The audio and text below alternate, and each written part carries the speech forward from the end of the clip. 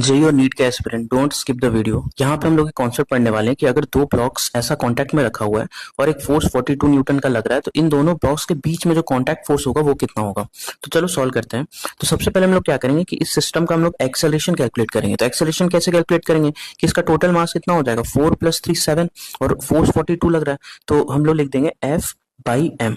तो force is 42 और mass is 7, तो ये कितना आ जाएगा, ये आ जाएगा 6 मीटर पर सेकंड स्क्वायर।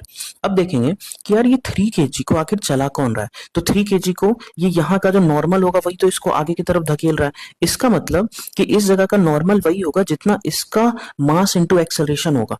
तो अगर मैं नॉर्मल फोर्स निकालूं तो उसके आगे का मास, तो इसके आगे का मास 3 है, 3 इंटू उसका एक्सेलरेशन, तो उसका एक्सेलरेशन वही है जो सिस्टम का है 6, तो 3 into 6 it will be equal to 18 newton. तो ये normal force between A and B है। तो अगर आपको ये समझ आया तो आप इसका आंसर कमेंट में जरूर बताओ कि 6 केजी और 4 केजी का ब्लॉक आपस में रखा हुआ है कांटेक्ट में और 50 न्यूटन का फोर्स लगा रहे हैं, तो what will the normal force between A and B. Comment में आंसर करो और शेयर करो।